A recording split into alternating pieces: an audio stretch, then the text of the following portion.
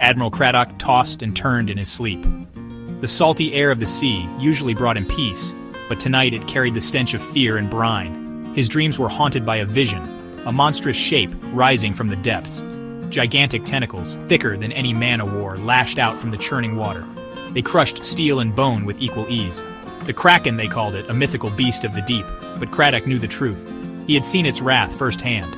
The Battle of Coronel had been a disaster, a crushing defeat for the British fleet at the hands of the German squadron. But the German guns were not what haunted Craddock's sleep. It was the memory of what came after, as the survivors clung to wreckage beneath the unforgiving sky. A monstrous shape had emerged from the deep, drawn by the carnage and the scent of blood. Craddock bolted upright, his heart pounding. The nightmare faded, leaving behind a cold sweat and the lingering taste of terror. He could still hear the screams of men dragged beneath the waves, the splintering of wood, the sickening crunch of flesh and bone. He rose from his bunk and stumbled to the porthole. The moon painted a silver path across the restless sea, but it held no comfort tonight. The vastness of the ocean felt less like a highway and more like a graveyard, its depths concealing secrets best left undisturbed. The year is 1973. The sun beat down on the white sands of a secluded beach. The air hung heavy with the smell of salt and seaweed. A lone traveler, drawn by the solitude and the promise of adventure, strolled along the shoreline. His name was Dmitri, a writer with a thirst for the unknown. He kicked at a piece of driftwood, its surface weathered smooth by years of sun and salt.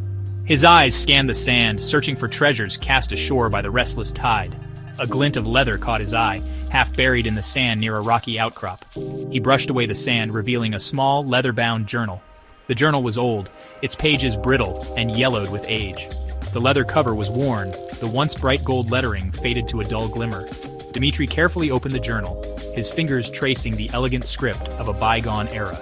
The first page bore a name, written in bold, flowing handwriting: Captain James Smith, HMS Good Hope. Intrigued, Dmitri settled down on a nearby rock, the waves crashing against the shore providing a rhythmic backdrop to his discovery.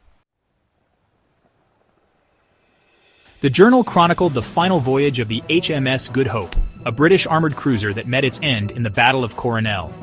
The writer, Captain Smith, described the events leading up to the battle with a sailor's eye for detail. He wrote of the tension that hung thick in the air, the knowledge that they were outgunned by the German fleet. Then came the day of the battle. Smith's words painted a vivid picture of the chaos and carnage. Explosions rocked the ship, sending showers of splinters and shrapnel across the deck.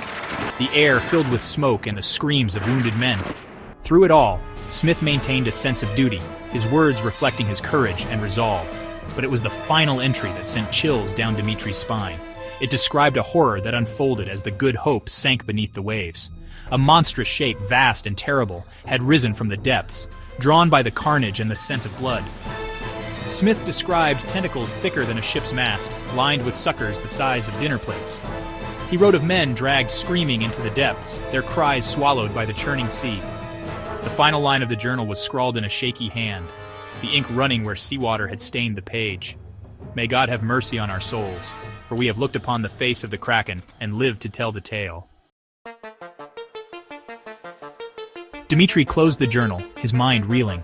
Could the journal be real? Was it possible that a creature of such monstrous size could exist, hidden in the unexplored depths of the ocean? He knew the stories, of course. Every sailor had heard tales of the Kraken, a mythical beast capable of dragging ships to their doom, but he had always dismissed them as folklore, the stuff of legends and drunken sailors' tales. He decided to show the journal to his old friend, Admiral Petrov, a decorated veteran of the Russian Navy. Petrov, a man of science and reason, greeted Dmitri's story with skepticism. But as he read the journal, his expression shifted to one of intense fascination. "This is an extraordinary find, Dmitri," Petrov said, his voice low.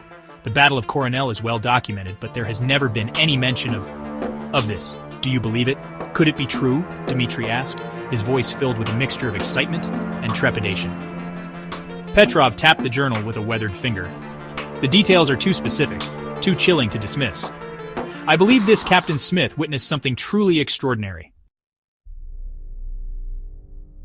Section 5. Echoes of the Past.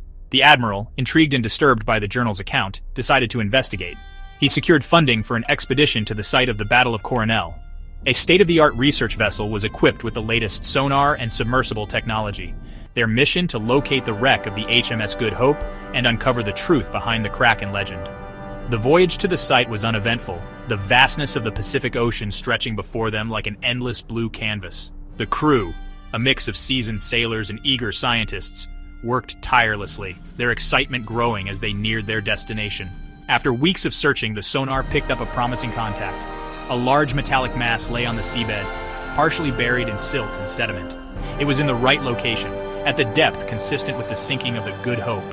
The time had come to send down the submersible. Section 6: The Depth Stir. Two veteran submariners, Captain Volkov and Lieutenant Ivanov, were chosen for the first descent. They were the best of the best, their nerves of steel, their skills honed from years of underwater exploration. As the submersible, christened the Mir 2, descended into the abyss, the light faded, replaced by an inky blackness that pressed against the viewport. The sonar painted a ghostly image of the wreck on the monitors, the skeletal outline of the Good Hope emerging from the gloom. "There," Volkov said, his voice tense. "That's her, the Good Hope!" The submersible maneuvered closer, its powerful lights cutting through the darkness. The once proud warship was now a mangled wreck, its steel hull twisted and torn, colonized by a macabre garden of sea life. "Amazing," Ivanov breathed, his eyes glued to the viewport. "It's like stepping back in time." They began to document the wreck, their cameras recording every detail. Suddenly, the sonar operator aboard the research vessel shouted a warning. "Captain Volkov, we're picking up a large anomaly on sonar. It's moving fast. Closing on your position." Section 7. The Kraken Awakens. Before Volkov could react, a tremor ran through the submersible. The lights flickered, plunging them into momentary darkness. "What was that?" Ivanov asked, his voice tight with apprehension. The answer came in the form of a monstrous shape that blotted out the lights of the submersible. A single, massive eye, cold and ancient, stared at them from the darkness. Then, with terrifying speed, a tentacle thicker than the submersible itself lashed out, its surface covered in hundreds of pulsating suckers. "Evasive maneuvers!" Volkov roared, throwing the submersible into a desperate dive. But it was too late. The tentacle slammed into the submersible, the sound of crunching metal echoing through the water. The lights died, plunging them into absolute darkness. Aboard the research vessel, the sonar screen went blank. The last image transmitted from the Mir 2 was of a monstrous tentacle, its suckers working with horrifying strength as it crushed the submersible like a tin can. Silence descended upon the control room, broken only by the hiss of static. Then, Admiral Petrov, his face pale but his voice steady, spoke. "May God have mercy on their souls," he whispered, echoing the words of Captain Smith from all those years ago. The Kraken is real. Section 8. A desperate struggle. The Russian military, alerted to the disaster, dispatched a fleet of warships and aircraft to the site. The situation was unprecedented, a terrifying blend of naval warfare and a creature feature. The fate of the world, it seemed, hung in the balance. Depth charges designed to cripple submarines were deployed in a desperate attempt to drive the creature away. The explosions echoed through the water, but the Kraken, if anything, seemed enraged by the futile assault. The surface of the ocean churned and frothed as the Kraken rose from the depths. Its colossal form, larger than any warship, dwarfed the fleet. Tentacles, each one capable of leveling a city block, lashed out, smashing destroyers and aircraft carriers with equal ease. Section 9. The Ocean's Fury. Fighter jets screamed across the sky, unleashing a barrage of missiles and cannon fire. The Kraken, its hide seemingly impervious to conventional weapons, shrugged off the assault. It focused its wrath on the warships, dragging them beneath the waves with its massive tentacles. Just when all hope seemed lost, a squadron of experimental bombers arrived, their payloads carrying a new type of deep penetration bomb designed to pierce the toughest armor. The bombs struck their mark, detonating deep within the Kraken's flesh.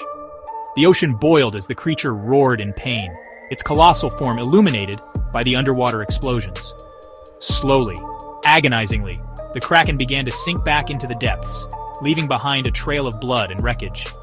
As the dust settled, the surviving ships limped back to port, their crews shaken, but alive. The fate of the Kraken remained unknown. Had it been destroyed, or merely driven back into the abyss from whence it came? One thing was certain: the ocean, once thought to be under mankind's dominion, had shown its true power. The Kraken, a creature of myth and legend, had become a terrifying reality, forever changing our understanding of the world beneath the waves.